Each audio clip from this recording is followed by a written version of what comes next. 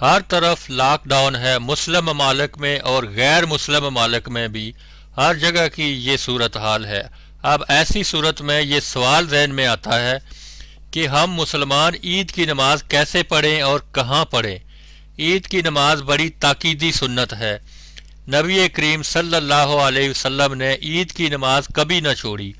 اگر کوئی مسجد میں جمعہ نہ پڑھ سکے تو اس کے لیے ایک بدل ہے، وہ کیا؟ ظہر پڑھ لے، لیکن عید کا کوئی بدل نہیں ہے۔ اب سوال یہ پیدا ہوتا ہے کہ جن حالات سے ہم گزر رہے ہیں، اب عید کی نماز کیسے پڑھیں؟ علماء کی رائے یہ ہے کہ ہم عید کی نماز گھر میں پڑھیں گے اور اسی طرح پڑھیں گے جس طرح عیدگاہ میں پڑھتے ہیں۔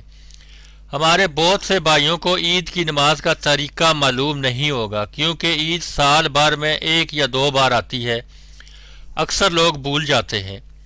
تو اس سلسلے میں یاد رکھیں، عید کی نماز 2 رکعت ہے اور اسی طریقے سے پڑھی جائے گی جیسے 2 رکعت نماز پڑھی جاتی ہے، صرف تھوڑے سے فرق کے ساتھ۔ وہ فرق یہ ہے کہ تکبیر تحریمہ یعنی سبحانک اللہم و بحمدک کا پڑھ لیں تو اس کے بعد 7 تکبیر کہی جائیں گی، پھر اعوذ باللہ من الشیطان الرجیم بسم اللہ الرحمن الرحیم کہہ کر سورۃ فاتحہ پڑھیں، اور سورۃ فاتحہ کے بعد اگر اسے سورہ اعلیٰ یا یاد ہو تو پڑھے اور دوسری رکعت میں سورۃ الغاشیہ پڑھے۔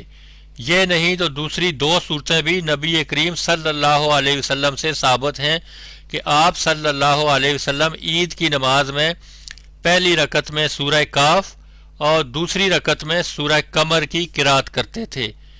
اگر یہ صورتیں بھی یاد نہیں تو آپ کوئی بھی صورت جو آپ کو یاد ہے پڑھ سکتے ہیں۔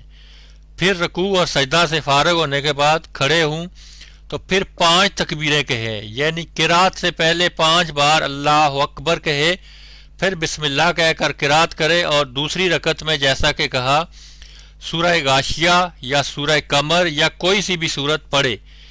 اسی طرح سے 2 رکعت پوری کر لے۔ علماء کا یہ خیال ہے کہ اگر وہ عید کی نماز گھر میں پڑھ رہا ہے تو خطبہ نہیں ہوگا۔